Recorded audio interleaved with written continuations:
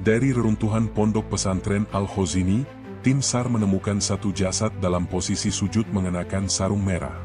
Tapi yang aneh, bibirnya masih terbuka, seolah sedang melafalkan sesuatu. Apakah itu kebetulan, atau ada pesan yang belum sempat ia sampaikan sebelum bangunan itu runtuh?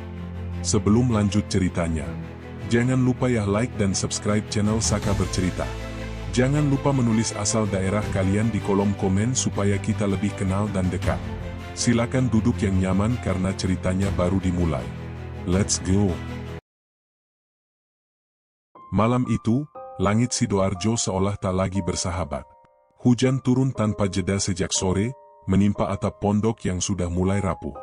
Suara gemericik air berpadu dengan tiupan angin yang mendesing, membuat para santri sulit terlelap. Di kejauhan, gelegar petir terdengar seperti amarah yang sedang mencari tempat untuk jatuh. Di pondok pesantren Al-Khozini, suasana biasanya hangat. Ada tawa, suara santri mengaji, dan langkah-langkah ringan menuju musala setiap waktu azan. Tapi malam itu, semuanya berubah. Udara jadi berat, hawa lembab menusuk ke tulang, dan rasa was-was seolah menggantung di udara. Raffi Catur Okta Mulia duduk di pinggir ranjangnya, mengenakan sarung merah kesayangannya. Sarung itu sudah agak pudar warnanya, tapi selalu ia lipat rapi setiap kali selesai salat. Di tangannya tergenggam tasbih kecil, butirannya sudah aus karena sering ia gunakan. Ia menatap keluar jendela, melihat air menetes dari genting satu persatu, lalu berbisik pelan. Ya Allah, kalau hujan ini pertanda, kuatkan kami di dalamnya. Raffi bukan anak yang banyak bicara. Usianya baru 17 tahun, tapi matanya memancarkan ketenangan yang jarang dimiliki remaja sebayanya. Sejak pertama kali masuk pondok 2 tahun lalu, ia dikenal sebagai santri yang tekun, selalu datang paling awal ke musala, dan sering membantu teman-temannya menghafal. Namun, di balik ketenangannya itu, malam ini ada sesuatu yang berbeda. Ia merasa gelisah. Entah karena suara gemuruh di luar, atau karena firasat aneh yang sejak maghrib tadi tak mau pergi dari dadanya. Dari ranjang sebelah, Fadil, teman sekamarnya, menarik selimut sambil bergumam. Raf, tidurlah, hujan ini nggak bakal berhenti kalau kamu terus bengong gitu. Raffi menoleh, tersenyum tipis. Aku nggak bisa tidur, Dil. Suaranya kayak panggilan. Panggilan apaan? Raffi terdiam. Ia tak tahu harus menjawab apa. Beberapa santri lain mulai terlelap, tapi sebagian masih bercakap pelan, berusaha menenangkan diri dari suara hujan yang makin menggila. Genting bocor di pojok ruangan menetes tepat di ember plastik, menciptakan bunyi tik, tik, tik yang berulang-ulang seperti hitungan waktu menuju sesuatu yang tak terhindarkan. Di luar, petir menyambar pohon jambu di halaman belakang pondok. Cahaya putihnya menyilaukan sesaat, disusul suara ledakan keras. Semua terbangun. Fadil langsung duduk dan berteriak kecil, "Astagfirullah. Itu deket banget." Raffi refleks berdiri. Ia melangkah ke arah jendela dan menyingkap tirai basah yang menempel di kaca. Sekilas, ia melihat air menembus celah dinding barat yang sudah retak sejak sepekan lalu. Retakan itu tampak melebar, menjalar seperti urat halus di permukaan batu tua. "Dil, lihat ini." "Apaan lagi sih?" Retaknya makin besar. Fadil mendekat, menatap ke arah yang ditunjuk Raffi. Ia menelan ludah. "Ya Allah, bukannya kemarin udah diperbaiki? Cuma diplester." "Tapi fondasinya udah miring," jawab Raffi lirih. Sebelum sempat melanjutkan percakapan, mereka mendengar suara langkah tergesa di luar. Ustaz pengawas asrama, Ustaz Bahri, muncul dengan jas hujan plastik yang sudah robek di bagian bahu. "Semua bangun," serunya. "Pindah ke aula. Air udah masuk ke bawah kamar kalian." Teriakan itu membuat suasana kacau. Para santri berhamburan, beberapa menenteng sandal, sebagian hanya mengenakan sarung. Hujan makin deras, air merembes dari dinding dan menetes dari langit-langit. Dalam hitungan menit, lantai kamar berubah menjadi genangan. Raffi membantu seorang adik kelas yang tergelincir, lalu menggandengnya keluar. "Ayo, pelan-pelan. Jangan panik," katanya dengan nada tenang, meski jantungnya berdetak cepat. Di lorong asrama, lampu mulai berkelap-kelip, lalu padam total. Gelap. Yang terdengar hanya deru hujan dan teriakan santri mencari teman masing-masing. "Ustaz, Fadil di mana?" "Aku di sini." Suara mereka saling bersahutan dalam kegelapan. Raffi menyalakan senter kecil dari ponselnya, menerangi jalan sempit menuju aula utama. Air sudah setinggi mata kaki. Beberapa benda mengapung, sandal, kitab, dan bantal basah. Di tengah kepanikan itu, Raffi sempat berhenti sebentar. Ia memandangi musala kecil di ujung lorong, tempat favoritnya mengaji tiap malam. Pintu musala terbuka lebar, tirai hijau di dalamnya berayun karena angin. "Raf, cepetan. Aula di arah sini," teriak Fadil. Tapi Raffi menatap musala itu lama sekali, seolah ada sesuatu yang menahannya. "Sebentar, aku mau ambil Al-Quranku dulu." "Raf, nanti aja. Nanti runtuh, loh." "Sebentar aja, deal. Aku janji." Fadil mengumpat pelan, lalu melanjutkan langkahnya bersama yang lain. Raffi berlari menuju musala, melewati air yang kini sudah mencapai betis. Ia membuka pintu, menyalakan senter, dan menemukan Al-Quran kecil yang biasa ia letakkan di atas meja kayu. Ia mengelus sampulnya yang basah, lalu tersenyum tipis. Di dinding musala itu, retakan panjang mulai muncul, dari atas jendela hingga ke lantai. Debu halus jatuh dari langit-langit setiap kali petir menyambar. Raffi menatap ke langit-langit itu, lalu menarik napas dalam. "Kalau ini waktuku, aku nggak mau lari," katanya pelan. "Aku mau di sini, di tempat aku biasa sujud." Ia menggelar sajadah lusuh yang masih setengah kering, menunduk, lalu berdoa. "Ya Allah, lindungi semua teman-temanku. Kalau Engkau berkehendak mengambilku malam ini, izinkan aku pulang dalam sujudku." Gemuruh besar terdengar dari arah barat. Suara baja patah, suara genting pecah, dan teriakan panik bercampur jadi satu. Dalam sekejap, seluruh ruangan bergetar hebat. Raffi masih dalam posisi sujud. Ia mendengar sesuatu runtuh di atasnya, suara berat, panjang, dan dalam. Tapi ia tidak beranjak. Bibirnya masih bergerak, mengucap zikir terakhir yang sempat keluar. "Subhanallah, Subhanallah, Subhanallah." Lalu semuanya gelap. Subuh tiba dengan sunyi yang tak biasa. Hujan sudah berhenti, tapi udara terasa sesak. Bau tanah basah bercampur dengan debu semen yang beterbangan. Tim SAR, relawan, dan warga mulai berdatangan. Mereka menatap ngeri ke arah pondok yang kini tinggal reruntuhan. Atap asrama terlipat seperti kertas, dinding-dinding rebah saling menimpa.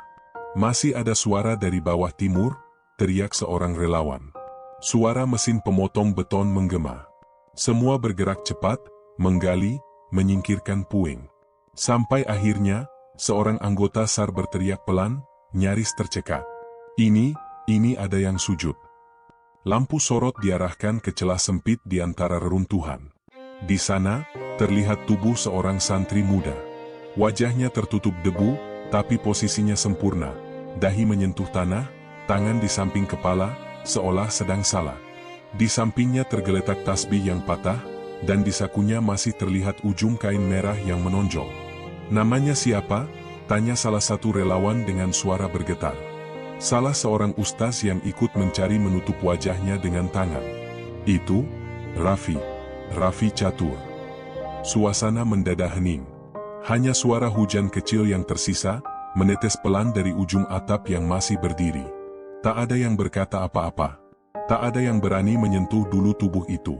Semua hanya berdiri, menatap seorang santri yang sujud di antara puing-puing dunia yang telah runtuh di sekelilingnya. Dan di saat mereka mengangkat tubuhnya dengan hati-hati, cahaya subuh mulai muncul di ufuk timur. Langit perlahan merekah, memancarkan sinar keemasan di antara awan kelabu, seolah Tuhan sendiri sedang menunduk memberi penghormatan. Salah satu relawan berbisik lirih. Dia nggak lari, dia sujud sampai akhir. Dan malam itu, langit yang retak akhirnya benar-benar pecah. Bukan hanya di atas pondok Al-Khozini, tapi juga di hati setiap orang yang melihatnya.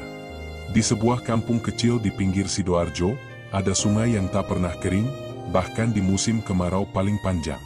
Warga menamainya Kali Sunyi, karena airnya mengalir tenang, seolah membawa doa-doa yang tak bersuara.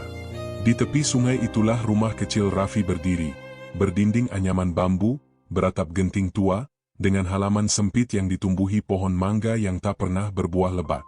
Rumah itu sederhana, tapi selalu hangat. Dari balik jendela kecil, setiap pagi terdengar suara perempuan mengaji dengan nada pelan.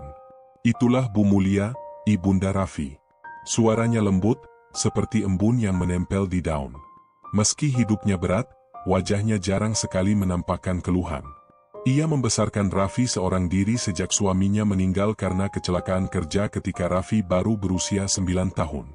Setiap subuh, Bu Mulia berangkat membawa keranjang sayur ke pasar. Ia mendorong sepeda tuanya melewati jalan tanah yang becek, sementara Raffi berlari kecil di belakangnya, masih mengenakan baju koko lusuh yang sedikit kebesaran. "Raf, jangan lupa salat dulu di surau, ya. Ustaz Marwan pasti udah nunggu," kata ibunya. "Iya, Bu," jawabnya sambil tersenyum, menatap mata ibunya yang teduh namun menyimpan lelah. Raffi bukan anak yang banyak meminta. Ia jarang mengeluh soal sepatu robek, atau lauk yang hanya tempe goreng 2 potong. Baginya, cukup bisa melihat ibunya tersenyum setelah berjualan di pasar, itu sudah seperti melihat bulan jatuh di pelukan malam. Hari-hari Raffi di kampung berjalan sederhana. Pagi belajar di madrasah, sore membantu ibunya mencuci sayur dan mengisi ember air untuk pelanggan. Malam hari, ia duduk di beranda kecil sambil membaca Al-Quran di bawah cahaya lampu minyak. Terkadang ia berhenti membaca, menatap bintang, lalu bertanya pada dirinya sendiri. "Kalau ayah masih hidup, apa beliau bangga sama aku sekarang?" Pertanyaan itu tak pernah ia ucapkan keras-keras. Ia hanya simpan dalam hati. Karena ia tahu, setiap kali ibunya melihat ke langit, pasti sedang mengingat sosok yang sama. Suatu malam, Raffi menemani ibunya makan di dapur. Mereka duduk di atas tikar pandan, dengan nasi hangat dan sambal terasi buatan Bu Mulia. "Bu." "Ya, Nak?" "Kalau Raffi besar nanti, Raffi pengen bangun pesantren buat anak yatim. Biar mereka nggak merasa sendirian kayak aku." Bu Mulia terdiam, menatap wajah anaknya yang begitu serius untuk anak seusianya. Air mata menitik pelan di ujung matanya, tapi ia segera menyeka dan tersenyum. "Amin, Nak. Semoga Allah kabulkan. Tapi ingat, bangun pesantren itu bukan cuma butuh uang, tapi juga hati yang kuat." Raffi mengangguk mantap. "Raffi janji, Bu. Raffi bakal belajar sungguh-sungguh." Malam itu, hujan turun rintik-rintik di atap bambu. Suara air menetes berpadu dengan lantunan ayat dari mulut Raffi. Dan di sela-sela doa malamnya, ia menulis satu kalimat di buku tulis kecilnya. "Kalau ingin menjadi cahaya, jangan takut melewati gelap." Kalimat itu kelak menjadi moto hidupnya di pondok. Waktu berlalu. Usia Raffi menginjak 14 tahun. Di madrasah, ia menjadi salah satu murid yang paling rajin. Guru-guru sering memujinya bukan karena nilai, tapi karena sikapnya yang rendah hati dan suka membantu teman. Kalau ada teman yang tidak bisa membayar uang buku, Raffi rela tidak jajan selama seminggu demi membantu sedikit. "Kalau kita bantu orang, Allah pasti bantu kita balik," katanya ringan, sambil tersenyum. Di hari Jumat, ia selalu menjadi muazin di surau Kali Sunyi. Suaranya jernih, melengkung indah seperti lantunan yang keluar dari hati yang benar-benar yakin akan Tuhannya. Warga kampung sering berkata, "Anak itu, suaranya bikin tenang. Kalau adzan, sampai ayam pun berhenti berkokok." Namun di balik semua kebaikan itu, Raffi punya satu kekurangan, ia sering terlalu menahan perasaan sendiri. Ketika rindu pada ayahnya, ia hanya diam di pinggir sungai. Ketika lelah membantu ibunya, ia tersenyum seolah tak terjadi apa-apa. Suatu sore, Bu Mulia menemukannya duduk di batu besar di tepi Kali Sunyi, menatap air yang beriak pelan. "Ngapain diam aja, Nak?" Raffi menoleh, senyum kecil di bibirnya. "Raffi cuma mikir, Bu. Tentang hidup, tentang mati, tentang kenapa orang baik kadang pergi duluan." Ibunya terdiam. Ia tahu anaknya sering berpikir terlalu dalam untuk usianya. "Jangan dipikirin begitu, Nak. Semua orang punya waktunya masing-masing. Ayahmu juga gitu. Yang penting, selama kita hidup, kita bikin kebaikan sebanyak mungkin." Raffi mengangguk pelan. Tapi di matanya, ada cahaya aneh, antara sedih dan tabah yang membentuk keteguhan yang sulit dijelaskan. Tahun itu, kabar baik datang. Ustaz Marwan mengumumkan bahwa Pondok Pesantren Al-Khozini, salah satu pondok besar di Sidoarjo, membuka program beasiswa untuk santri yatim berprestasi. "Raffi, kamu harus coba daftar," ujar Ustaz Marwan dengan semangat. "Ini kesempatan langka. Aku yakin kamu bisa." "Tapi, Ustaz, uang pendaftarannya aja udah besar." "Tenang, itu nanti kita urus. Kamu cuma perlu berdoa dan berusaha." Raffi menatap ibunya yang berdiri di belakang Ustaz, membawa keranjang sayur. Wajah Bu Mulia tampak ragu. Tapi di matanya ada harapan kecil yang bergetar. "Kalau itu memang jalan kamu, Nak, Ibu rela kamu pergi. Asal janji, jangan lupa rumah ini, ya?" Raffi memeluk ibunya erat. Mana mungkin Raffi lupa rumah yang mengajarkan doa pertama. Beberapa minggu kemudian, surat panggilan datang. Tulisan di amplop itu sederhana, tapi mengguncang hati Bu Mulia. "Selamat. Ananda Raffi Catur Okta Mulia diterima sebagai santri beasiswa penuh Pondok Pesantren Al-Khozini." Air mata Bu Mulia jatuh di amplop itu. Ia menatap anaknya yang kini sudah berdiri di hadapannya dengan tas kecil di punggung. "Berangkatlah, Nak. Belajar yang sungguh-sungguh. Jangan malu sama kemiskinan, karena Allah nggak pernah menilai dari situ." Raffi tersenyum, menunduk, lalu mencium tangan ibunya. "Doakan Raffi, Bu. Biar bisa jadi orang yang bermanfaat. Selalu, Nak. Setiap kali Ibu sujud, nama kamu yang paling dulu Ibu sebut." Hari itu, ia melangkah pergi melewati jalan becek di depan rumah. Langit pagi masih abu-abu, tapi hatinya terang.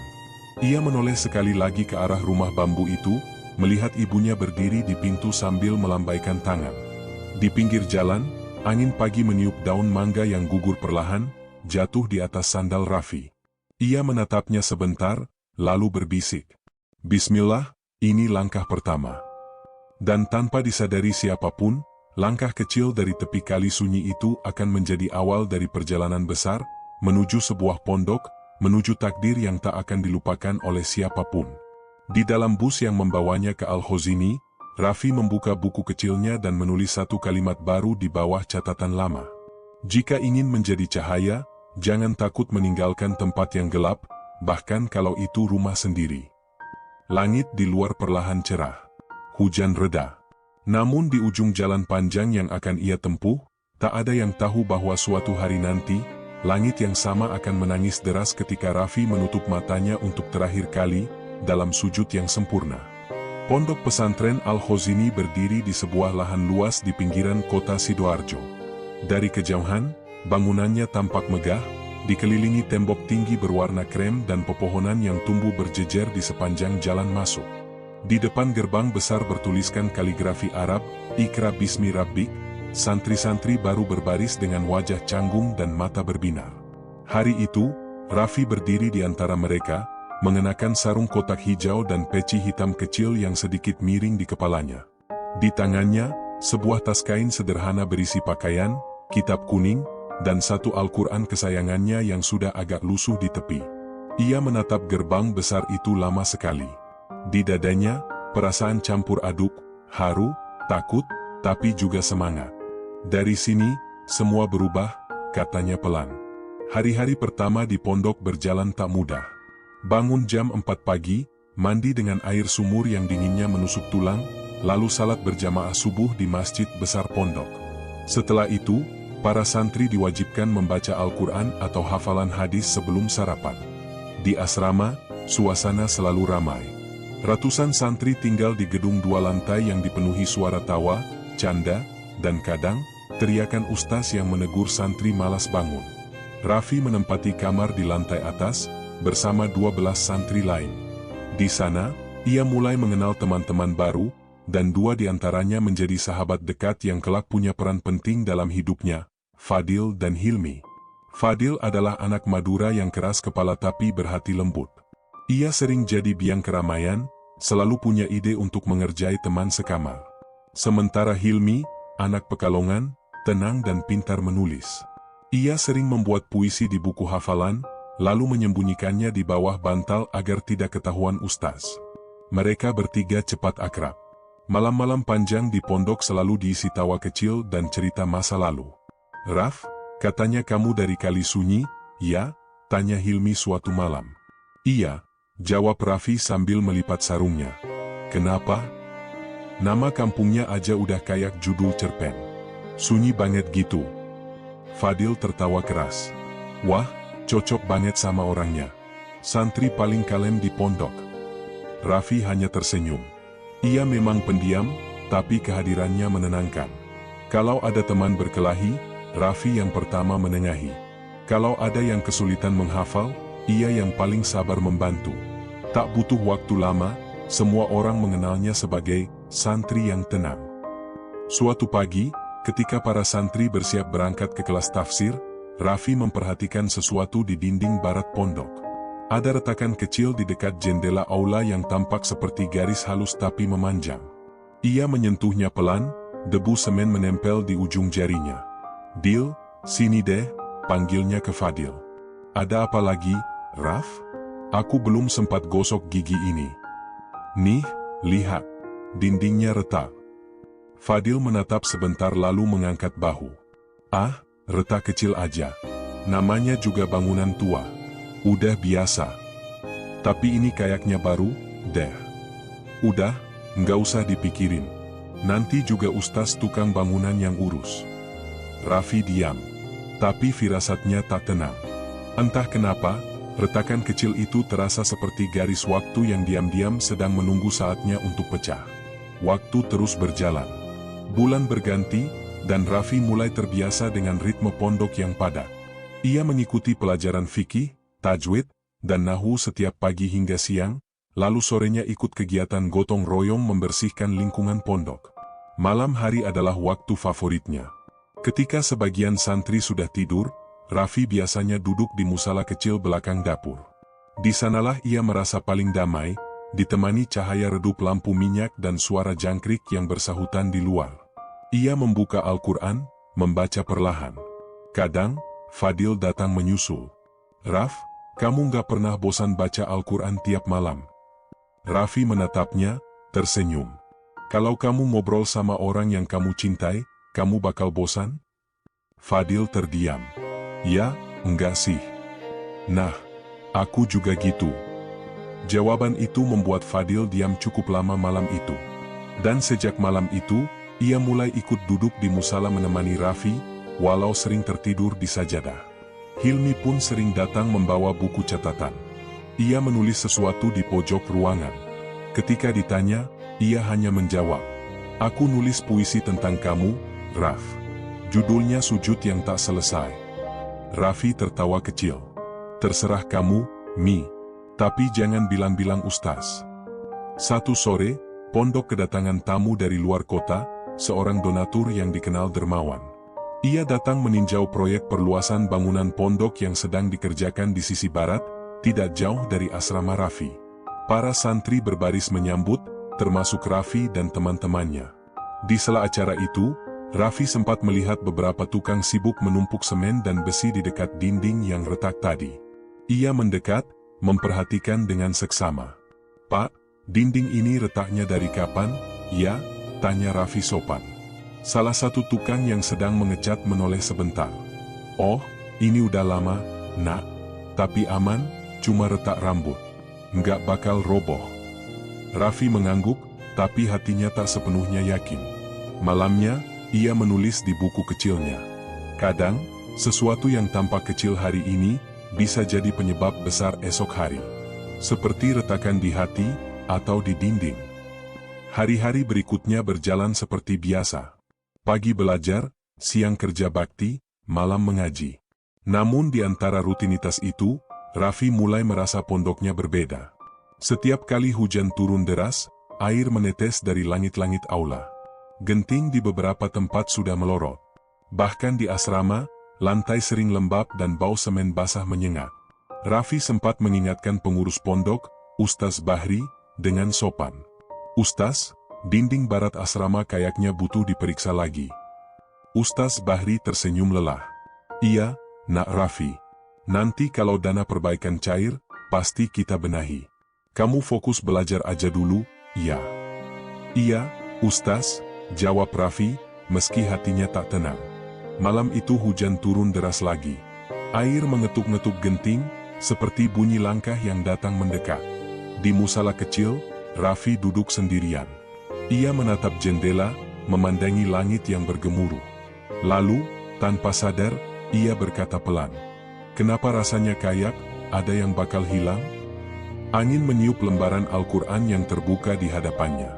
Halamannya berhenti di surat Al-Baqarah ayat 286. La yukallifullahu nafsan illa wus'aha. Allah tidak membebani seseorang melainkan sesuai kesanggupannya. Raffi menatap kalimat itu lama. Matanya memanas. Ia tidak tahu kenapa ayat itu terasa seperti sedang menenangkannya dari sesuatu yang belum terjadi. Pagi berikutnya, Fadil berlari-lari ke arah Raffi sambil membawa surat. "Raf, ini ada surat dari kampungmu." Raffi terkejut. "Dari ibu?" "Iya, aku ambil dari kantor pos pondok tadi." Raffi segera membuka amplop itu. Isinya hanya selembar kertas dengan tulisan tangan yang rapi. "Nak, ibu baik-baik saja. Jangan khawatir. Kalau nanti kamu kangen rumah, lihat langit malam. Di bawah bintang yang paling terang, disitulah doa ibu buat kamu berhenti sejenak sebelum naik ke langit." Raffi menutup surat itu, memejamkan mata. Ia tersenyum, senyum yang damai, tapi mengandung sesuatu yang dalam. Sejak hari itu, setiap kali malam turun dan bintang mulai muncul, Raffi selalu menatap langit lama, lalu berbisik, "Bintang itu, doa ibu." Waktu berjalan cepat. 2 tahun berlalu, dan Raffi berubah menjadi santri yang dikenal bukan hanya karena kecerdasannya, tapi juga ketulusannya. Banyak yang diam-diam mengaguminya. Tapi malam-malamnya tetap sama, sunyi, damai, dan penuh doa. Sampai suatu sore, hujan besar mengguyur pondok lagi. Petir menyambar dekat menara masjid. Beberapa santri berlari masuk ke dalam aula, tapi Raffi tetap di musala kecilnya. Langit sore itu berwarna abu, seperti menahan hujan yang belum sempat turun. Suasana pondok lengang, hanya terdengar suara ayam berkokok di kejanghan dan langkah beberapa santri yang baru kembali dari kelas tahfidz. Angin membawa aroma tanah basah dan dedaunan yang rontok di halaman belakang pondok. Raffi duduk sendirian di musala kecil, tempat yang selalu ia datangi ketika ingin berbicara tanpa kata kepada Tuhan. Di hadapannya tergeletak secari kertas kosong, sebatang pena hitam, dan sebuah amplop merah lusuh yang sudah lama ia simpan di dalam laci tempat tidurnya. Amplop itu bukan sembarang amplop. Ia mendapatkannya 3 tahun lalu dari ibunya, saat pertama kali berangkat ke pondok. "Kalau kamu ingin menulis sesuatu yang penting, yang benar-benar dari hati, tulis di sini. Jangan sembarang kertas," kata ibunya waktu itu sambil menatap lembut. Kini, setelah lama disimpan, Raffi membuka amplop itu. Kertas di dalamnya masih bersih, tanpa satu goresan pun. Ia memandangi permukaannya lama sekali, seolah mencari kata pertama yang tepat untuk sesuatu yang belum sepenuhnya ia pahami. Hari-hari terakhir terasa berat baginya. Entah kenapa, setiap malam ia selalu terbangun di tengah tidur, mendengar suara seperti gemeretak halus dari dinding asrama barat. Seperti suara dinding retak, pikirnya. Namun ketika pagi datang, suara itu lenyap seolah tak pernah ada. Raffi mencoba menenangkan dirinya dengan doa. Tapi perasaan aneh itu tidak hilang. Ada sesuatu di dalam dadanya yang seperti menekan, menuntut untuk ditulis, agar tidak meledak begitu saja di dalam diamnya. Maka malam itu, di bawah cahaya lampu minyak yang bergoyang pelan, Raffi mulai menulis. Tulisan tangannya rapi, setiap hurufnya seolah membawa napas yang dalam. Bismillahirrahmanirrahim. Untuk ibu, untuk Fadil, untuk Hilmi, dan untuk siapapun yang membaca surat ini. Aku tidak tahu kenapa, tapi sejak beberapa hari terakhir, hatiku sering bergetar tanpa sebab. Seperti ada sesuatu yang ingin Tuhan bisikkan, tapi aku belum mengerti apa. Aku tidak takut mati, Bu. Aku cuma takut kalau belum sempat menjadi anak yang membuat ibu bangga. Aku takut kalau aku masih sering malas, masih sering diam ketika seharusnya menolong, masih sering menunda kebaikan. Tapi aku percaya, Tuhan tidak pernah salah waktu. Kalau suatu hari aku harus berhenti di sini, mungkin itu karena tugas kecilku sudah cukup. Fadil, Hilmi, kalau nanti kalian baca surat ini, jangan sedih. Jangan tangisi aku, tapi teruskan hal-hal baik yang pernah kita mulai bersama. Hilmi, teruslah menulis. Fadil, teruslah tertawa, karena tawa kamu itu doa paling jujur yang pernah aku dengar di dunia ini. Dan untuk siapapun yang membaca, jika kalian suatu hari melihatku dalam posisi sujud, percayalah, itu bukan akhir. Itu cuma cara paling indah untuk pulang. Tinta di ujung penanya berhenti menetes. Raffi menatap tulisan itu lama, seolah setiap kalimatnya baru saja mengikis beban yang selama ini ia pikul dalam diam. Ia menatap amplop merah itu, lalu melipat suratnya dengan hati-hati dan memasukkannya ke dalam saku sarung merah yang tergantung di dinding dekat tempat tidurnya. Sarung itu adalah hadiah dari ibunya, ia hanya memakainya pada hari-hari istimewa. Malam itu, entah kenapa, Raffi merasa hari istimewa itu sudah dekat. Beberapa jam setelahnya, hujan turun deras. Petir mengguncang langit pondok, menerangi pepohonan yang menunduk diterpa angin. Para santri berlarian menuju aula utama untuk berlindung. Fadil dan Hilmi ikut di antara mereka. "Raf, cepat ke sini," teriak Fadil dari depan aula. Tapi Raffi masih di musala. Ia memandangi dinding barat, dinding yang sudah lama membuatnya resah. Retakannya kini lebih jelas, merayap seperti urat di kulit bumi. "Raf, ayo," suara Fadil makin keras. "Iya, sebentar," jawab Raffi sambil menutup mushaf yang masih terbuka di depannya. Namun langkahnya terhenti. Ia menatap lantai yang mulai bergetar ringan. Suara bergemuruh terdengar pelan dari bawah tanah, seperti sesuatu yang sedang bergeser. Firasatnya berdesir. Ia menatap langit-langit, lalu menunduk. Tanpa berpikir panjang, Raffi bersujud. Dalam sujud itu, ia berbisik, "Ya Allah, lindungi semuanya. Jangan biarkan mereka terluka." Suara gemuruh itu tiba-tiba berhenti, lalu hening sesaat. Hanya terdengar detak jantungnya yang cepat dan hujan yang makin deras di luar. Raffi berdiri perlahan. Ia memutuskan keluar menuju aula. Tapi langkahnya tertahan di depan pintu. Fadil dan Hilmi berlari mendekat dengan wajah panik. "Raf, kamu ngapain di situ, gila? Dindingnya udah retak." "Aku tahu," jawab Raffi tenang. "Makanya aku doa." Hilmi memegang lengannya. "Ayo cepat, nanti roboh." Tiba-tiba, suara gemuruh itu datang lagi, kali ini lebih keras, seperti bumi yang marah. Pondok berguncang. Dinding barat yang tadi mereka khawatirkan mulai pecah, menimbulkan suara berderak panjang. Fadil menjerit, "Raffi!" Tapi suara itu tenggelam oleh runtuhan batu, kayu, dan debu tebal yang menutup seluruh pandangan. Gelap, sunyi, hanya suara nafas yang berat, lalu diam. Waktu terasa berhenti di tengah kepanikan. Beberapa menit kemudian, langit benar-benar pecah. Pondok Al-Hozini ambruk sebagian besar. Jeritan santri menggema di mana-mana. Tim SAR baru datang beberapa jam setelahnya, saat subuh sudah hampir tiba. Reruntuhan itu berbau debu, kayu basah, dan darah yang samar. Satu persatu tubuh santri berhasil ditemukan, beberapa masih hidup, beberapa sudah tidak bernyawa.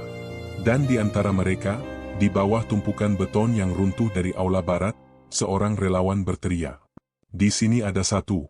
Posisi sujud. Lampu senter diarahkan. Debu menipis.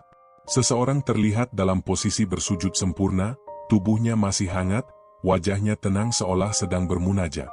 "Namanya siapa?" tanya seorang anggota SAR. "Raffi, Raffi Catur Okta Mulia," jawab Fadil dengan suara bergetar di sampingnya.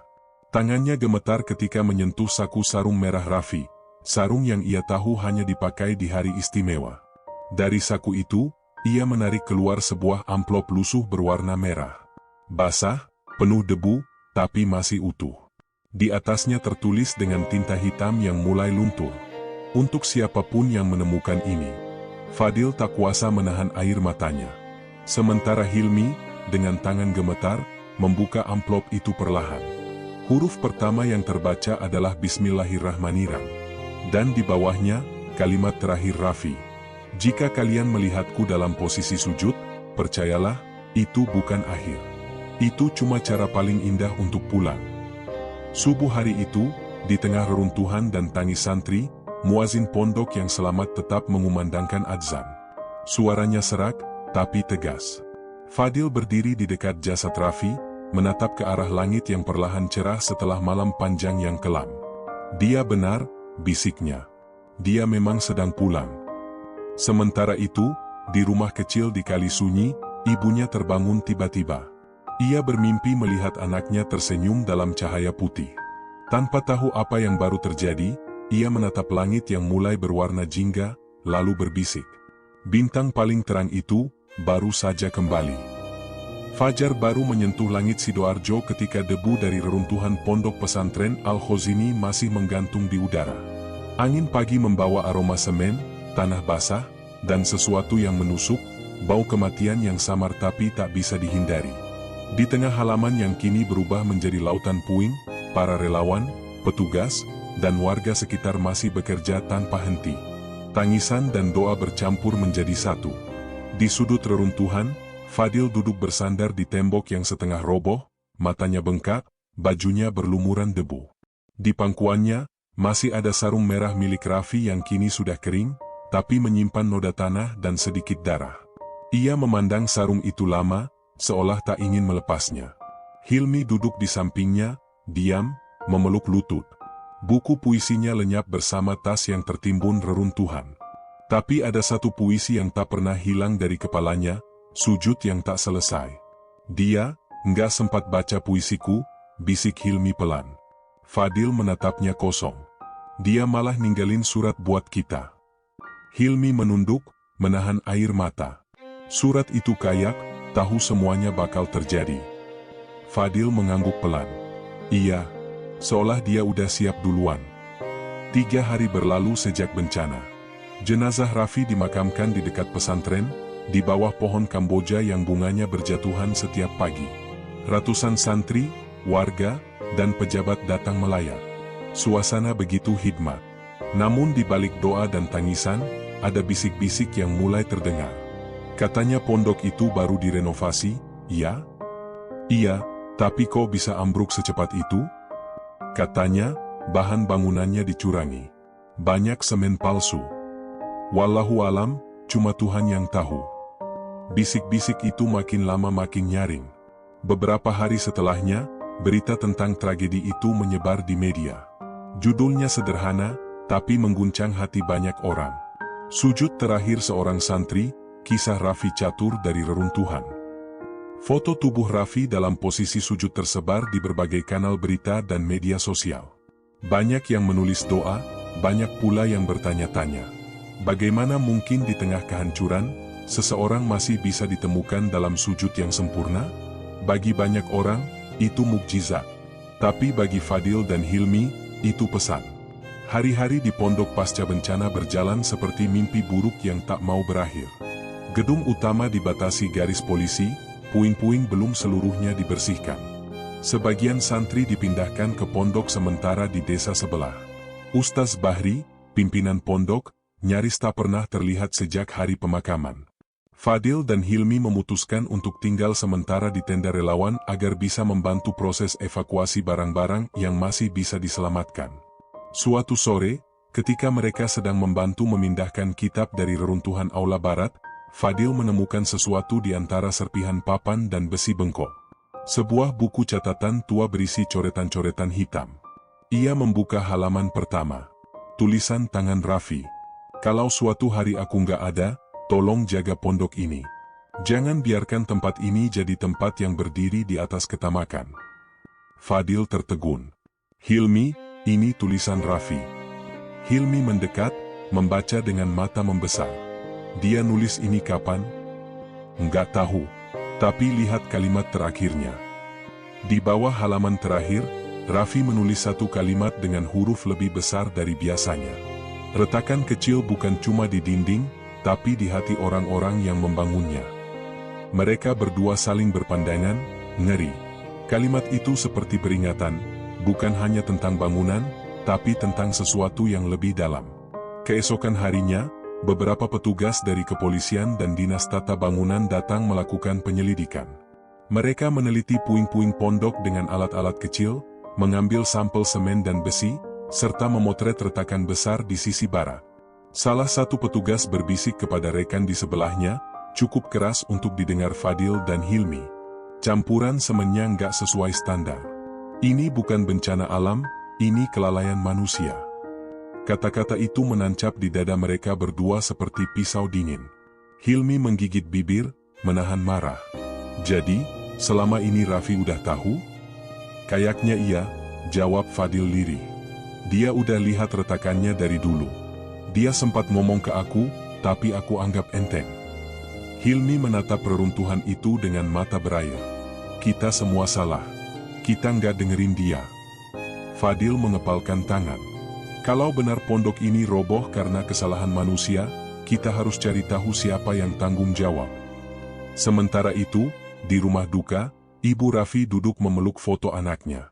Di sekelilingnya, banyak tamu datang silih berganti. Tapi ia hanya diam, menatap wajah anaknya di foto itu, tersenyum dengan mata teduh. Seorang wartawan datang dengan sopan, menanyakan sesuatu. Bu, boleh saya tahu apa pesan terakhir Raffi sebelum berangkat ke pondok? Wanita itu menarik napas panjang, lalu berkata pelan. Dia cuma bilang, Ibu, kalau nanti Raffi nggak sempat pulang, jangan sedih. Raffi bakal pulang dengan cara yang lebih indah. Wartawan itu menunduk haru. Tapi di balik air mata itu, ada sesuatu yang mengganjal di benaknya, kalimat itu terasa seperti firasat. Seminggu setelah kejadian, polisi menetapkan hasil sementara penyelidikan. Pondok Al-Hozini ambruk karena struktur bangunan yang tidak kuat. Ada indikasi penggunaan bahan bangunan berkualitas rendah. Nama-nama mulai disebut. Beberapa pengurus pondok dipanggil untuk dimintai keterangan. Dan di antara mereka, terselip satu nama yang selama ini disegani, Ustaz Bahri, pimpinan pondok. Berita itu mengejutkan banyak pihak. Bagaimana mungkin seorang ulama yang dikenal dermawan dan bijak bisa terlibat dalam sesuatu yang berbau korupsi pembangunan? Tapi bagi Fadil dan Hilmi, kabar itu bukan lagi kejutan. Mereka sudah lama curiga, terutama setelah menemukan buku catatan Raffi dan surat merah itu. Malam itu, Fadil tak bisa tidur. Ia duduk di depan reruntuhan musala tempat Raffi terakhir sujud. Di tangannya, ia menggenggam potongan kecil papan bertuliskan ayat Al-Quran yang ditemukan di dekat tubuh Raffi. Tulisan itu sebagian terkelupas, tapi masih bisa dibaca. Allah tidak akan mengubah nasib suatu kaum, hingga mereka mengubah apa yang ada pada diri mereka sendiri. Air matanya menetes. Raff, kamu benar. Ini bukan cuma soal bangunan. Ini soal hati yang udah rusak. Hilmi datang membawa buku catatan Raffi yang sudah ia bersihkan. Fadil, lihat halaman terakhirnya. Fadil membuka. Di situ, di pojok kertas yang hampir sobek, ada tulisan samar seperti digores terburu-buru. Kalau pondok ini runtuh, jangan cuma tangisi puingnya. Cari siapa yang membangun dengan dusta. Keduanya terdiam. Dunia di sekitar mereka terasa lebih dingin, lebih sunyi, lebih berbahaya dari sebelumnya. Di kejauhan, lampu-lampu polisi masih menyala. Pondok Al-Hozini kini resmi ditutup sementara. Namun di balik garis kuning itu, kisah belum berakhir. Raffi memang telah pergi dalam sujudnya, tapi kata-kata dan pesannya baru saja mulai menyingkap sesuatu yang lebih gelap. Dan bagi Fadil serta Hilmi, mereka tahu. Mereka tidak bisa diam. Mereka harus mencari kebenaran. Bahkan jika itu berarti harus menyingkap dosa yang bersembunyi di balik dinding pondok yang suci. Raffi sudah memberi tanda. Sekarang giliran kita membaca maknanya. Hilmi. Malam itu, langit Sidoarjo tampak berbeda. Awan hitam menggulung seperti kain tebal yang menutupi rembulan. Angin berhembus pelan tapi membawa hawa aneh, seolah bumi menahan napas. Di pondok pesantren Al-Hozini, suasana mulai senyap. Para santri sudah tertidur, hanya suara jangkrik dan derik bambu yang menari tertiup angin menemani malam yang kelam. Namun di kamar kecil berukuran 3 x 3 meter di ujung asrama, Raffi masih terjaga. Cahaya redup dari lampu minyak di pojok kamar memantulkan bayangan wajahnya di dinding. Matanya sayu, tapi penuh keteguhan. Di depannya terbentang kitab yang sudah mulai usang, Ta'lim Muta'alim, kitab yang selalu ia baca setiap malam sebelum tidur. Raffi menutup kitab itu pelan. Tangannya gemetar ketika mengambil selembar kertas dan pena dari bawah bantal. Ia menatap kosong ke arah jendela yang terbuka, angin malam berhembus masuk membawa suara azan Isya yang jauh tertinggal. Ia mulai menulis. Untuk ayah dan ibu di rumah. Jika suatu hari Raffi tidak bisa pulang, jangan menangis. Raffi bahagia di sini, di tempat yang penuh doa. Raffi ingin jadi seseorang yang bisa bawa cahaya buat banyak orang. Jangan khawatir, Bu, Ayah, Allah tahu yang terbaik. Tulisan itu berhenti sejenak. Raffi mengusap matanya, menatap langit yang hanya menyisakan bintang samar di balik awan. Ia tersenyum tipis, senyum yang entah kenapa terlihat pasrah tapi damai. Lalu ia melanjutkan menulis untuk teman-temannya di pondok.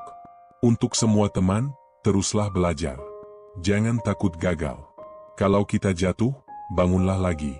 Sebab, orang yang tidak menyerah adalah orang yang paling dekat dengan surga.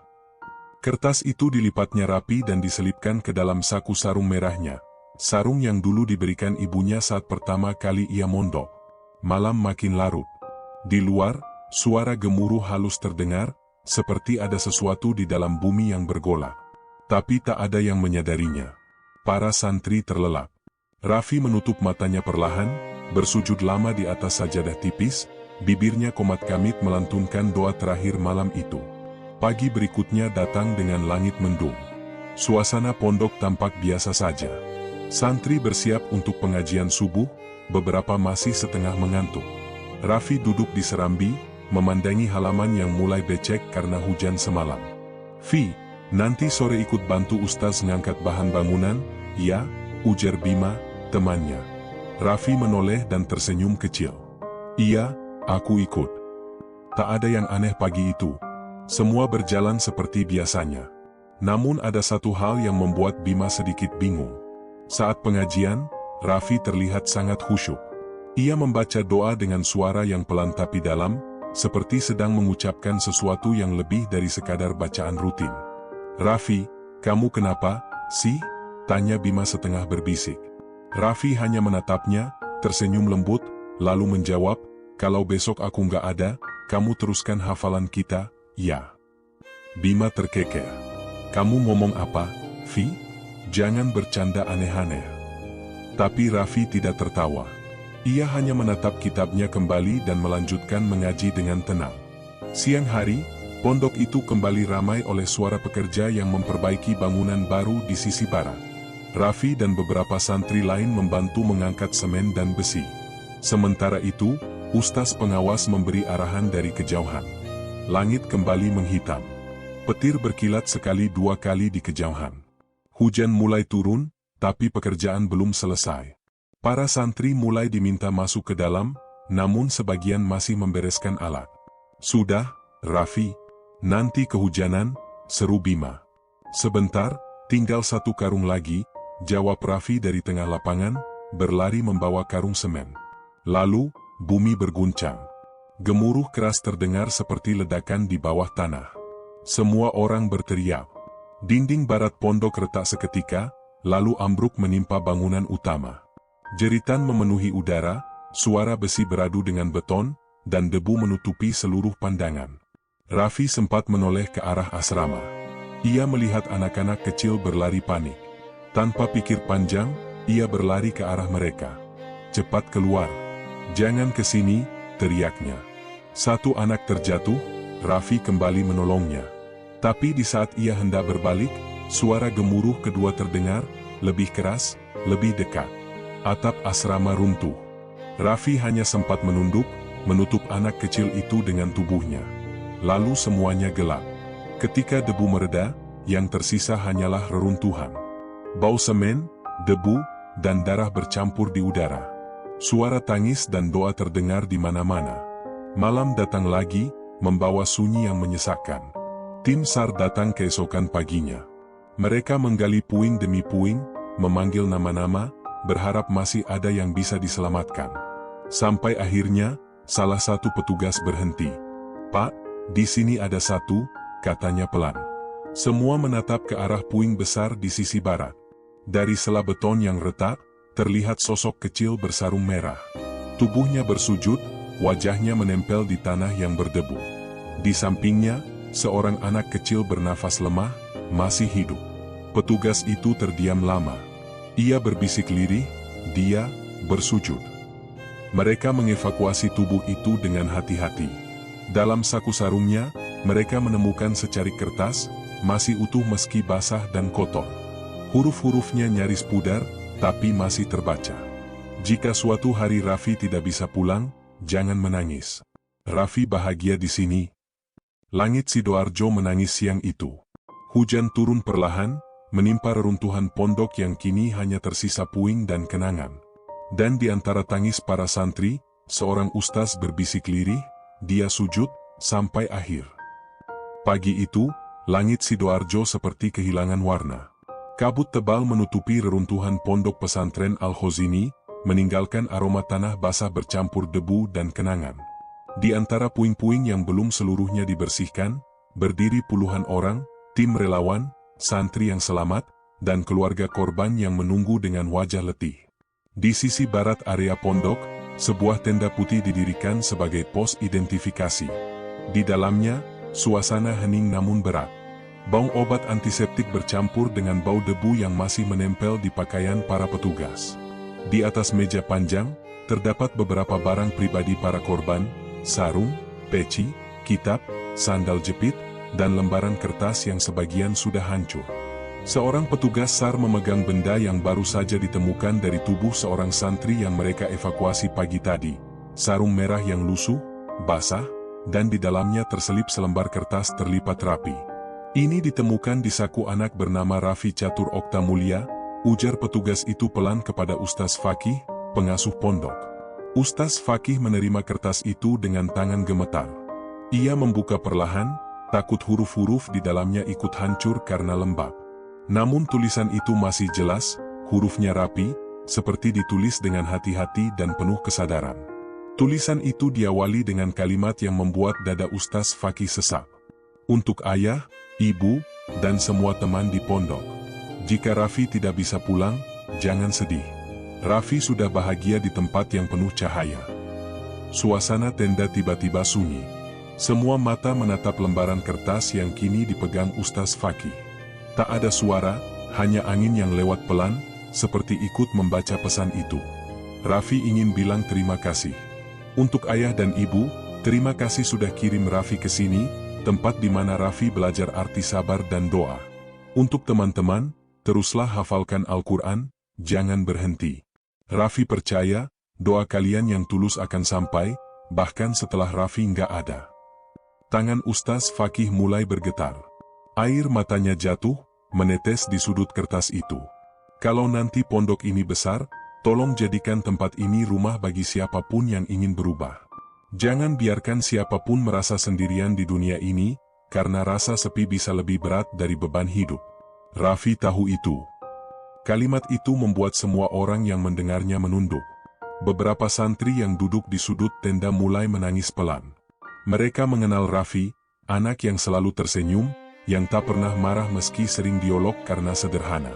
Anak yang setiap pagi menyapu halaman pondok tanpa disuruh, hanya karena ia senang melihat halaman bersih. Bima, sahabat Raffi, tak kuasa menahan tangisnya.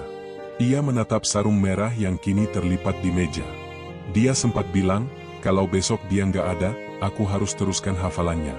Aku kira cuma bercanda, ucapnya dengan suara parau. Ustaz Fakih mendekatinya dan menepuk pundaknya. Raffi memang bercanda dengan cara yang tenang, Bima. Tapi rupanya, Allah sudah menyiapkan sesuatu yang lebih indah untuknya. Beberapa jam kemudian, jenazah Raffi disemayamkan di masjid kecil dekat pondok. Santri dan warga sekitar berdatangan. Suasana duka begitu dalam. Tidak ada tangisan keras, hanya suara pelan dari orang-orang yang menunduk dan berdoa. Ayah dan ibu Raffi datang dari kampung dengan wajah yang pucat. Mereka belum percaya anak yang seminggu lalu masih mengirim pesan, kini terbujur kaku. Ibu Raffi duduk di samping jenazah, membelai wajah anaknya yang tenang. Raffi, ibu nggak marah kamu nggak pulang, nak, tapi ibu kangen, bisiknya lirih. Ustaz Fakih lalu menyerahkan surat itu kepada mereka. Sang ayah membuka pelan, dan ketika membaca kalimat pertama, matanya langsung basah. "Ayah, kalau Raffi nggak sempat jadi orang hebat, semoga Raffi bisa jadi alasan orang lain percaya sama kebaikan." Kalimat itu seperti cahaya yang menembus kabut kesedihan. Sang ayah menunduk, mencium surat itu sambil berbisik, "Kamu sudah jadi orang hebat, Nak, lebih dari yang ayah bayangkan." Hari-hari setelah pemakaman Raffi, pondok pesantren itu berubah. Para santri yang tersisa bekerja sama membersihkan puing, mengumpulkan kitab, memperbaiki yang bisa diperbaiki. Tapi yang paling menonjol adalah semangat mereka, yang seolah diwariskan oleh Raffi sendiri. Bima mulai memimpin hafalan tiap malam. Ia duduk di serambi yang dulu biasa dipakai Raffi. Di sebelahnya ada papan kecil tempat mereka menulis satu kalimat dari surat Raffi setiap hari sebagai pengingat. Jangan berhenti berdoa, karena mungkin doa kita yang kecil sedang menahan bencana yang besar. Tulisan itu kini tergantung di dinding utama pondok yang setengah hancur, dilingkari dengan spidol hitam, diapit oleh foto-foto santri yang gugur dalam tragedi itu. Beberapa hari kemudian, sebuah kejadian menggetarkan hati semua penghuni pondok. Ketika para santri membersihkan puing di bagian timur, mereka menemukan sajadah tipis yang nyaris terbakar. Di bagian tengahnya, bekas sujud Raffi masih terlihat samar, terlindung oleh reruntuhan papan kayu. Ustaz Fakih memandang sajadah itu lama sekali.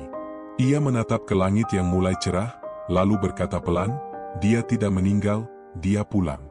Sujudnya bukan tanda akhir, tapi awal dari sesuatu yang lebih tinggi. Sejak hari itu, Pondok Al-Khozini tidak lagi sekadar tempat belajar. Ia menjadi simbol keteguhan dan harapan. Setiap pengunjung yang datang, pasti melihat papan kayu kecil di depan masjid bertuliskan kalimat dari surat Raffi. "Kalau kamu merasa sendiri, ingatlah, Allah tidak pernah pergi. Mungkin Dia sedang memelukmu lewat ujian yang belum kamu mengerti." Dan di bawahnya tertulis satu kalimat tambahan, hasil tulisan tangan Bima sendiri. "Untuk Raffi, yang sujudnya mengajarkan kami cara pulang." Hujan turun deras sore itu, membasahi puing-puing pondok pesantren Al-Khozini yang belum seluruhnya dibersihkan. Genangan air bercampur lumpur menutupi sisa-sisa reruntuhan, kayu patah, besi bengkok, dan serpihan atap berserakan seperti luka yang belum sempat disembuhkan. Namun di balik kesunyian itu, suasana mulai berubah. Bukan hanya duka yang menggantung di udara, tapi juga tanda-tanda kecurigaan. Beberapa hari terakhir, kabar tentang penyebab ambruknya pondok mulai ramai diperbincangkan. Para relawan, warga, bahkan santri yang selamat mulai berbicara dengan nada yang sama. "Bangunannya belum sebulan berdiri, tapi kok bisa langsung ambruk begitu?" Pertanyaan itu menggema dari mulut ke mulut. Dan ketika salah satu pekerja bangunan muncul di tengah kerumunan wartawan lokal dengan wajah pucat dan suara bergetar, kebenaran mulai menampakkan diri. "Saya cuma disuruh kerja cepat, Pak. Semen yang dipakai dicampur terlalu banyak pasir, katanya biar hemat biaya." Ucapan itu seperti petir di tengah duka. Semua orang saling berpandangan, kaget, marah, tak percaya. Sementara itu, di ruang kecil yang dijadikan kantor sementara pondok, Ustaz Fakih duduk di kursi reo. Di hadapannya, dua orang penyidik kepolisian datang membawa map tebal berisi dokumen proyek pembangunan. "Ustaz, kami mohon izin menelusuri dokumen dana renovasi pondok," ujar salah satu penyidik sopan. Ustaz Fakih hanya mengangguk pelan, matanya kosong menatap foto Raffi yang tergantung di dinding. Salah satu petugas membuka map dan mulai membaca dengan suara berat, "Dana bantuan untuk pembangunan asrama tahap 2 seharusnya mencapai jumlah sekian ratus juta, tapi berdasarkan laporan rekening, sebagian besar dana tidak pernah sampai ke pihak kontraktor." Ustaz Fakih menatap mereka tajam. "Maksud Anda, dana itu dikorupsi?" Petugas itu menunduk pelan. "Kami belum bisa memastikan, tapi ada tanda-tanda kuat bahwa dana diselewengkan oleh pihak internal." Ustaz Fakih menggenggam tasbih di tangannya kuat-kuat. Suaranya bergetar, "Jangan main-main, Nak. Pondok ini dibangun dengan doa, dengan air mata. Kalau benar ada tangan kotor di baliknya, berarti bukan cuma bangunan yang roboh, tapi juga iman." Di luar tenda, Bima berdiri diam. Ia mendengarkan percakapan itu tanpa sengaja. Hatinya bergetar hebat. Ia menatap reruntuhan pondok, tempat sahabatnya, Raffi, ditemukan bersujud untuk terakhir kalinya. Air hujan menetes di wajahnya, entah dari langit atau dari matanya sendiri. Jadi, semua ini karena keserakahan, gumamnya. Ia menendang batu kecil di tanah, lalu jatuh berlutut, memukul tanah dengan kepalan tangan. Raffi meninggal, karena mereka tamak? Karena uang? Teriakannya menggema di tengah hujan. Beberapa santri lain yang mendengar ikut menangis. Duka yang tadinya diam, kini berubah menjadi amarah. Sore itu, Pondok Al-Khozini tak lagi sekadar tempat berduka. Ia berubah menjadi medan konflik, antara kebenaran dan kebohongan, antara nurani dan dosa. Malamnya, rapat darurat digelar di bawah tenda besar. Hadir di sana para pengurus pondok, tokoh masyarakat, dan penyidik kepolisian. Suasana panas. Suara orang berbicara saling bertumpuk, sebagian menolak, sebagian menuding. Tidak mungkin ustaz besar terlibat, seru salah satu pengurus muda. Beliau orang baik, dermawan, semua tahu itu. Baik atau tidak, uangnya mengalir ke rekening pribadinya, sahut penyidik dengan nada tegas. Bukti-bukti sudah cukup kuat. Kami menemukan dokumen fiktif, kwitansi palsu, dan tanda tangan yang dimanipulasi. Kata-kata itu menampar semua yang hadir. Ustaz Fakih yang sejak tadi diam, menunduk dalam. Keringat bercampur air mata di wajahnya. Astagfirullah, siapa yang berani melakukan ini atas nama Allah? Seorang lelaki berpeci hitam di pojok ruangan bangkit berdiri. Wajahnya tegam, matanya merah. Ia adalah Haji Karim, bendahara pembangunan pondok, sekaligus salah satu tokoh yang dihormati di pesantren itu. Jangan tuduh sembarangan, bentaknya keras. Kalau bukan karena saya, pondok ini nggak akan berdiri. Semua santri belajar di bawah atap yang saya biayai. Justru itu masalahnya, Pak Haji, sahut penyidik dengan nada menahan emosi. Atap yang Bapak bangun runtuh. Menimpa 67 santri. Termasuk satu anak yang bersujud sampai akhir. Nama Raffi terucap dalam keheningan. Semua mata seolah menatap ke satu titik kosong di tanah. Ustaz Fakih menatap Haji Karim dalam-dalam. Kalau benar dana itu Bapak selewengkan, berarti Raffi mati karena kelalaian Bapak. Cukup. Haji Karim meninju meja. Saya tidak berniat membunuh siapapun. Saya hanya ingin pembangunan cepat selesai. Uang dari donatur telat turun, jadi saya pakai sebagian dulu, akan saya ganti. Tapi belum sempat diganti, pondok ambruk, ujar penyidik datar. Kata-kata itu seperti cambuk. Haji Karim terdiam. Bahunya turun perlahan. Wajahnya menunduk, tangan gemetar di sisi meja. Aku, tidak bermaksud, suaranya patah, nyaris tidak terdengar. Ustaz Fakih menutup wajah dengan kedua tangan. Semua niat baik bisa berubah jadi bencana kalau dicampur dengan keserakahan. Keesokan harinya, berita tentang kasus korupsi dana pondok tersebar luas. Media lokal menulis dengan judul besar. Terungkap, dugaan penyelewengan dana di balik runtuhnya Pondok Al-Khozini. 67 santri jadi korban. Foto Raffi yang bersujud di bawah puing muncul di halaman depan koran, disertai kalimat kecil dari surat yang ditemukan di sakunya. Jangan biarkan siapapun merasa sendirian di dunia ini. Kalimat itu mengguncang hati banyak orang. Dari seluruh Indonesia, sumbangan dan doa mengalir. Namun di balik semua simpati itu, rasa marah dan kecewa terus membara. Malam itu, Bima kembali ke lokasi reruntuhan. Ia membawa selembar surat fotokopi tulisan Raffi, membacanya di bawah cahaya lampu darurat. Angin malam berhembus lembut. Raffi, semua yang kamu tulis, ternyata benar. Dunia ini bisa runtuh bukan karena bencana, tapi karena hati manusia sendiri. Ia menatap langit yang mulai terang oleh bulan. Di antara air matanya, ia berbisik, tapi aku janji, Vi, aku nggak akan biarkan pesanmu hilang ditelan debu. Sujudmu akan jadi alasan pondok ini berdiri lagi, tanpa kebohongan, tanpa dosa. Pagi itu, pondok pesantren Al-Khozini diselimuti udara dingin dan hening. Langit tampak pucat, seperti enggan menyaksikan kenyataan yang mulai terungkap satu persatu. Di halaman yang dulu penuh tawa para santri, kini berdiri papan kayu bertuliskan besar. Dilarang masuk, lokasi dalam penyelidikan. Sisa reruntuhan kini dipagari garis kuning polisi. Batu bata berserakan, tiang-tiang bengkok, dan puing dinding yang masih berdiri miring tampak seperti saksi bisu dari kebohongan yang akhirnya terbuka ke permukaan. Bima datang pagi-pagi, membawa kitab Raffi yang berhasil ia temukan semalam di antara debu. Ia memeluk kitab itu erat, seolah sedang menggenggam kenangan. Matanya sembab, tapi tekadnya kini tak tergoyahkan. Ia tahu, pondok ini harus dibersihkan, bukan hanya dari puing beton, tapi dari dosa yang menumpuk di baliknya. Beberapa meter dari situ, di sebuah ruangan kecil di kantor polisi, Haji Karim duduk dengan wajah tertunduk.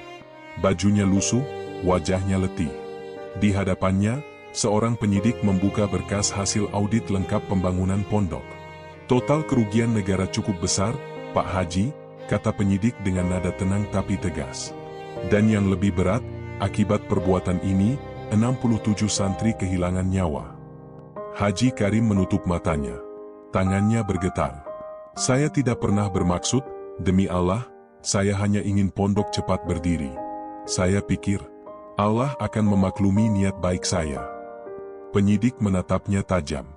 Niat baik tidak akan menghapus dosa jika dilakukan dengan cara yang salah, Pak Haji.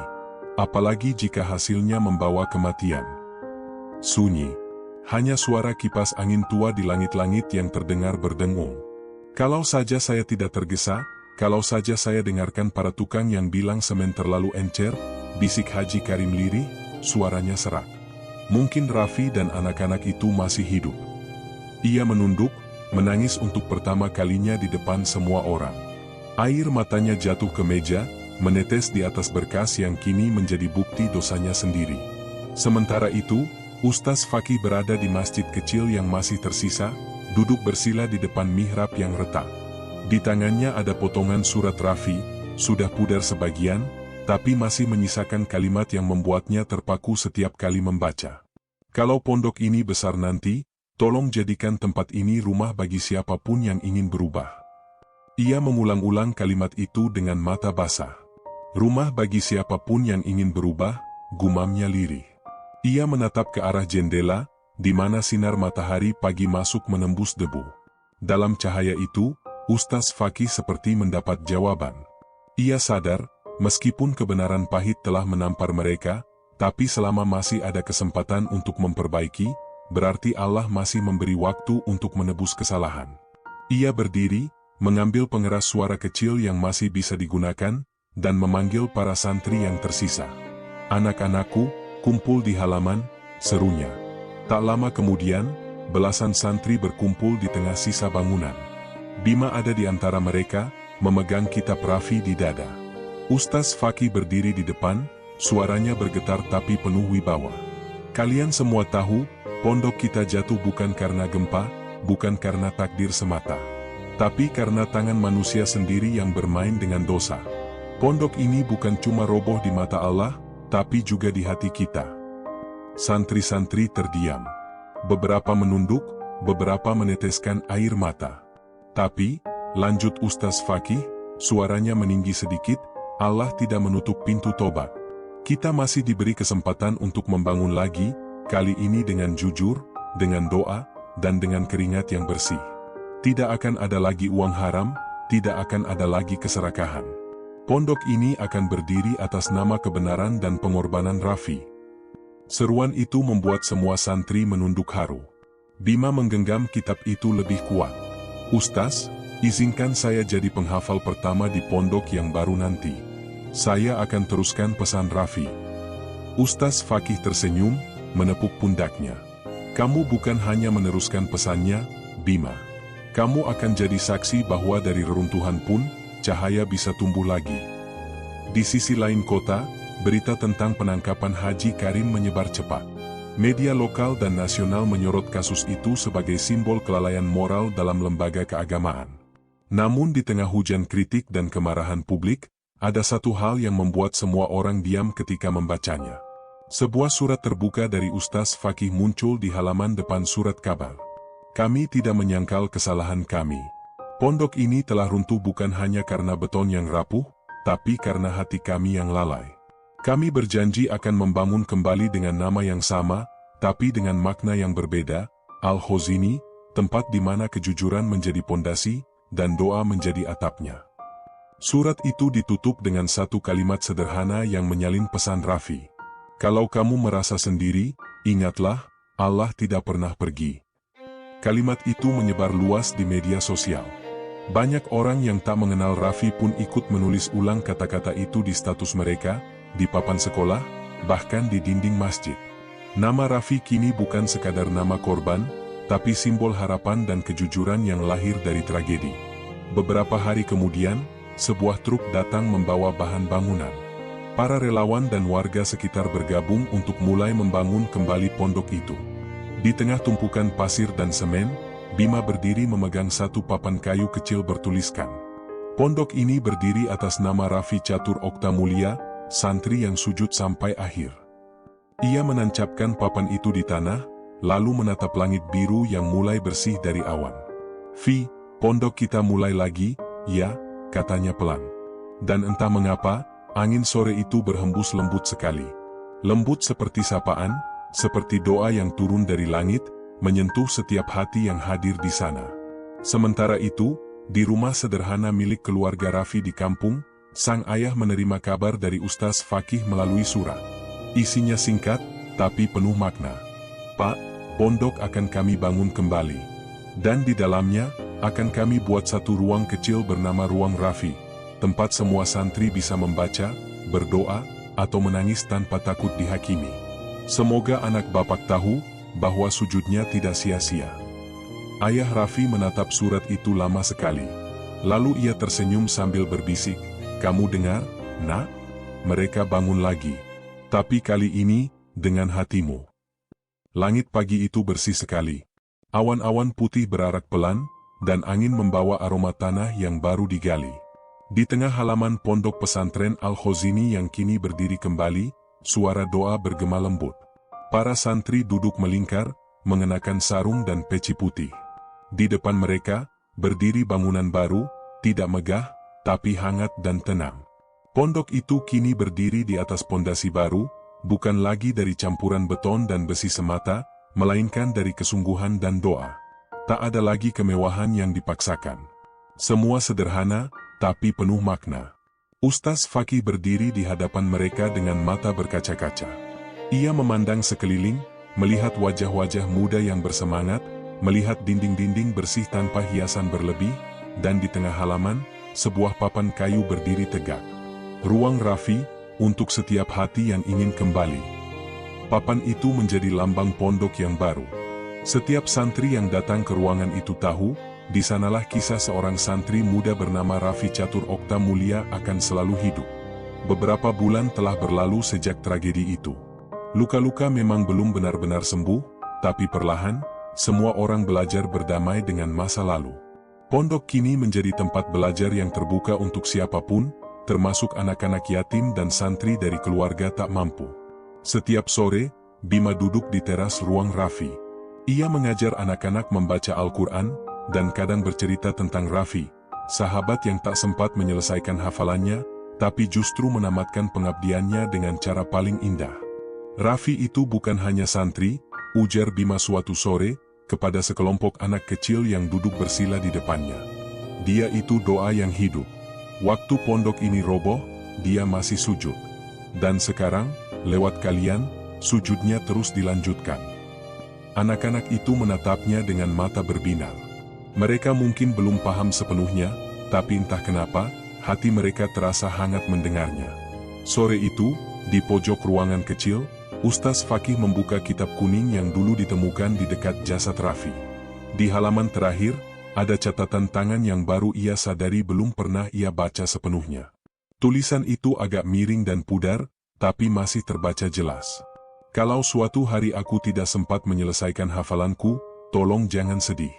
Karena aku yakin, setiap huruf yang kuucapkan di dunia akan menjadi jembatan di akhirat. Kalau pondok ini besar nanti, tolong jadikan tempat ini rumah bagi siapapun yang ingin berubah." Ustaz Fakih terdiam lama sekali. Matanya memanas. Ia memejamkan mata, mengulang perlahan kalimat terakhir Raffi itu, sambil menatap cahaya matahari yang menembus kisi jendela. Dan benar, nak, bisiknya lirih, pondok ini sekarang rumah bagi mereka yang ingin berubah, termasuk saya. Air mata jatuh tanpa bisa ditahan. Tapi kali ini, bukan air mata duka, melainkan rasa syukur. Sementara itu, di rumah kecil di kampung, ayah dan ibu Raffi berdiri di depan foto anak mereka yang dipajang di ruang tamu. Foto itu kini dikelilingi bunga segar dan sebuah kaligrafi bertuliskan, Innallaha ma'as syabirin, sesungguhnya Allah bersama orang-orang yang sabar. Ayah Raffi menatap foto itu sambil berkata pelan, kamu benar, nak. Orang yang pergi karena Allah, tak pernah benar-benar pergi. Ibu Raffi tersenyum, meski air matanya menetes lembut. Sekarang, setiap anak yang belajar di pondok itu, seperti anak kita sendiri. Di luar rumah, suara anak-anak kecil mengaji terdengar dari surau. Suara itu bergema lembut, menyatu dengan angin sore yang sejuk. Beberapa bulan kemudian, pondok itu resmi dibuka kembali untuk umum. Dalam acara peresmian sederhana, banyak warga datang, membawa doa dan harapan baru. Tidak ada panggung besar, tidak ada sambutan panjang. Hanya tahlil, lantunan ayat suci, dan satu suara azan dari seorang anak kecil. Suara yang jernih dan bergetar, seolah memanggil bukan hanya manusia, tapi juga ruh yang pernah berjuang di tempat itu. Setelah acara selesai, Bima berdiri di depan ruang Raffi. Ia menatap langit yang mulai berwarna jingga. Angin sore berhembus lembut, membuat daun-daun pisang di belakang pondok bergoyang pelan. Di dinding ruangan itu, ia menggantungkan foto Raffi dalam bingkai kayu sederhana. Di bawah foto itu, tertulis kutipan terakhir dari surat yang ditemukan di saku sarung Raffi. Kalau kamu merasa sendiri, ingatlah, Allah tidak pernah pergi. Bima tersenyum. Ia tahu, itu bukan hanya pesan untuk mereka yang ditinggalkan, tapi juga untuk setiap jiwa yang sedang tersesat dalam hidupnya. Vi, bisiknya, doamu sudah jadi nyata. Pondok ini hidup lagi. Malam datang. Pondok kini hening, hanya suara jangkrik yang terdengar. Bulan menggantung di langit, menerangi halaman pondok yang baru dibangun itu. Di depan musyala, lampu kuning temaram memantulkan bayangan lembut di tanah. Dan di sana, tepat di depan mihrab, tampak seorang santri kecil sedang sujud lama sekali. Tak ada yang tahu siapa dia, dari mana asalnya. Tapi Bima yang melihat dari jauh merasa dadanya bergetar. Sujud itu tenang, sangat mirip seperti yang ia lihat waktu Raffi ditemukan dulu. Ia menatap lama, dan di dalam hatinya ia tahu, meski Raffi telah tiada, sujudnya tidak pernah berhenti. Ia hidup di setiap napas doa, di setiap lantunan ayat, dan di setiap langkah mereka yang meneruskan perjuangannya. Keesokan harinya, matahari terbit dari balik pohon kelapa. Sinar pertama jatuh tepat di papan kayu yang bertuliskan, Pondok Pesantren Al-Hozini, rumah bagi hati yang ingin kembali. Dan di bawahnya, dengan huruf yang lebih kecil namun tegas, tertulis, didedikasikan untuk Raffi Catur Okta Mulia, santri yang sujud sampai akhir.